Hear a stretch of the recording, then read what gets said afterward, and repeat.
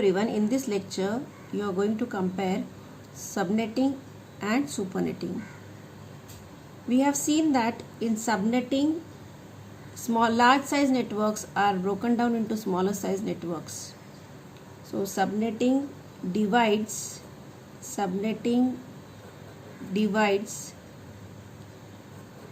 the larger networks into smaller ones.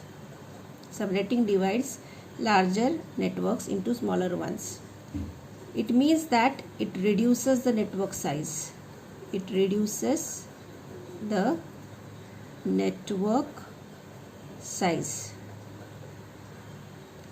Whereas in supernetting we have seen that small size blocks are combined to form a large size block. So supernetting combines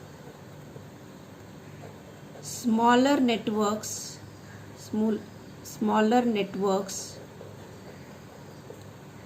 into larger ones.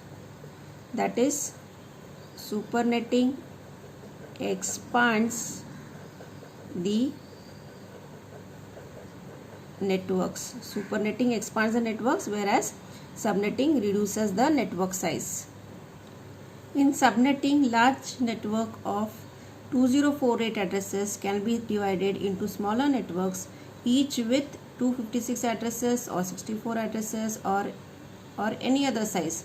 These 2048 addresses can be divided into smaller networks, each with 16 addresses or 32 addresses or 64 addresses or 128 addresses or 256 addresses, or it may be divided into 512 addresses. So in subnetting, large size blocks are divided into smaller size networks, and this was done to make efficient use of IP address. Whereas in supernetting, smaller networks, for example, each with 256 addresses, can be combined to large size block. Usually class C blocks are combined to form large size blocks because already class B addresses were exhausted and it was need to combine the smaller class C blocks to satisfy the large requirements of the organization. So an organization requiring 2048 would combine 4 class C 2048 addresses would combine 8 class C blocks, because each class C block is having 256 addresses. So depending on the requirement, the smaller class C blocks can be combined to form large size network in case of supernetting. Thus, it is clear that subnetting divides the larger networks into smaller ones, and supernetting combines the smaller networks into larger ones. Subnetting reduces the network size and supernetting expands the network because larger size networks are formed here, and in subnetting smaller size networks are formed, so it reduces the network size. Now subnetting increases the number of bits in the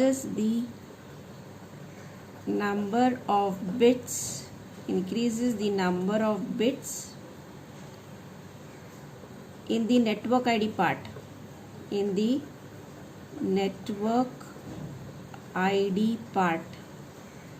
Of the IPv4 address. It means that the mask bits move towards right.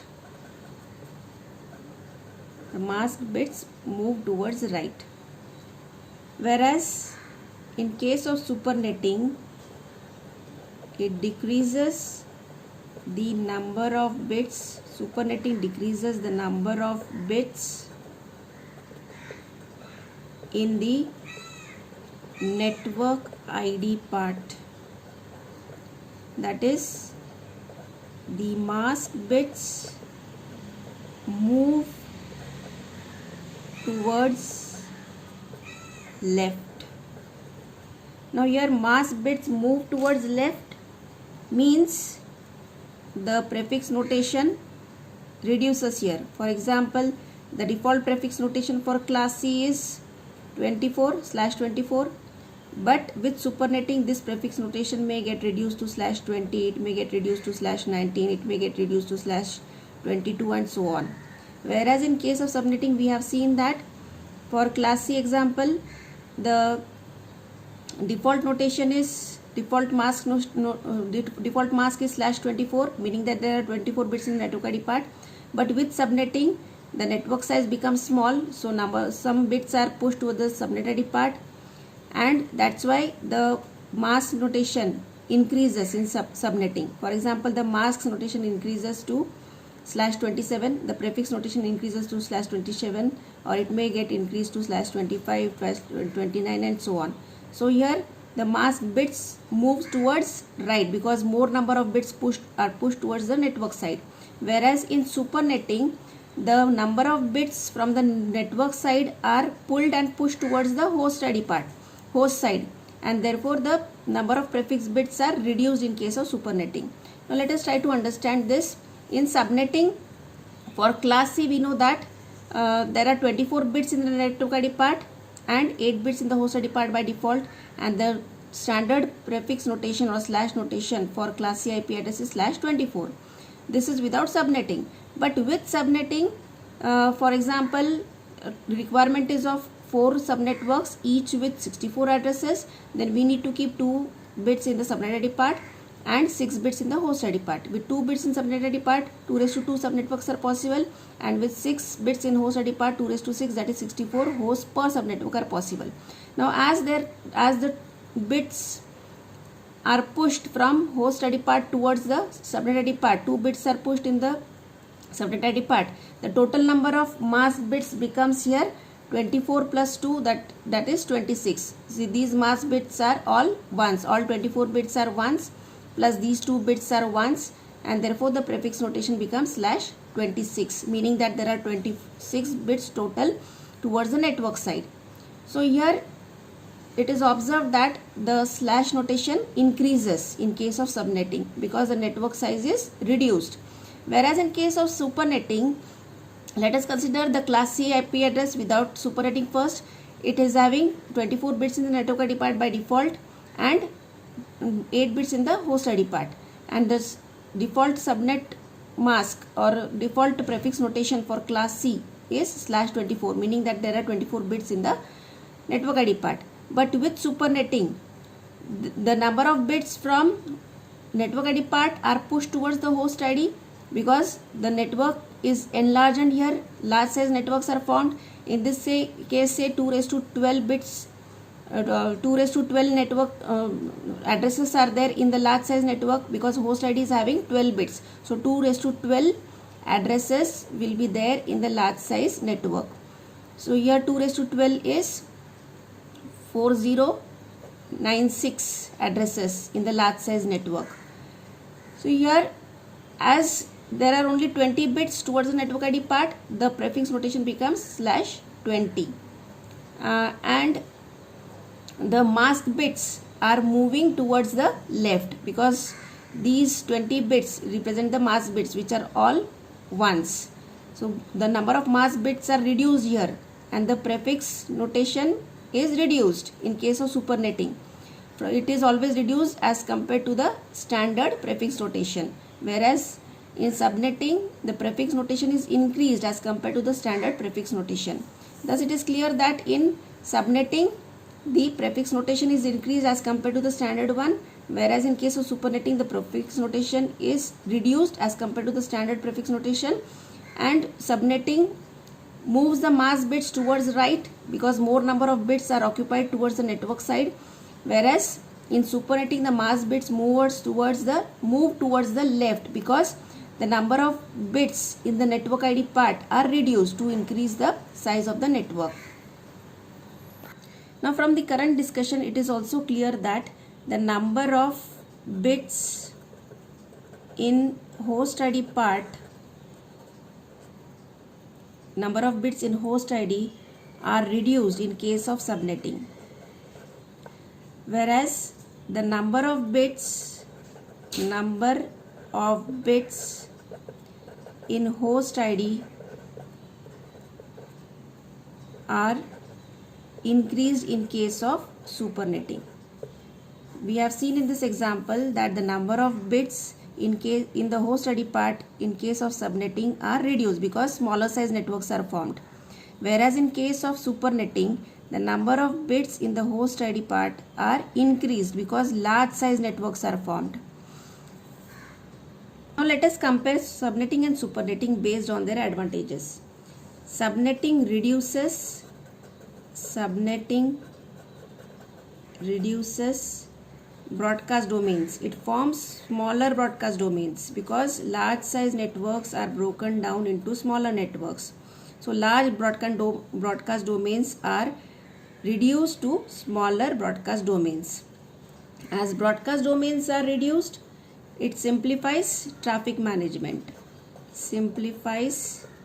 Traffic management becomes easy in smaller size networks. It simplifies traffic management. And subnetting removes IP address depletion problem. It removes address depletion problem because IP addresses are having IPv4 addresses are having 32 bits only. So with 32 bits, very less number of addresses are available. So subnetting was a technique to overcome the IP address depletion problem, but this problem is solved to some extent by making efficient use of IP addresses with the help of subnetting. So IP address removes address depletion.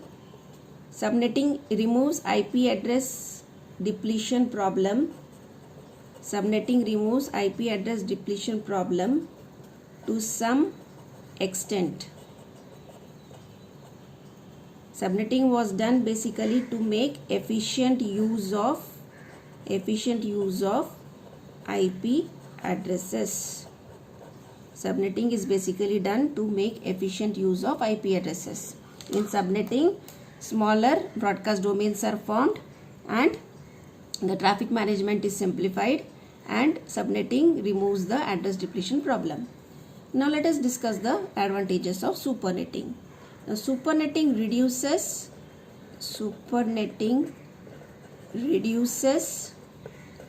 the routing table size. As we have discussed in the supernetting example in previous lecture, that the routing table entries are aggregated to single entry in the routing table. So supernetting reduces the routing table size, and as routing table size is reduced, it speeds up routing table lookup.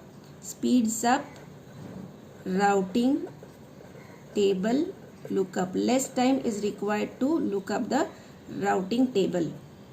And supernetting minimizes processing overhead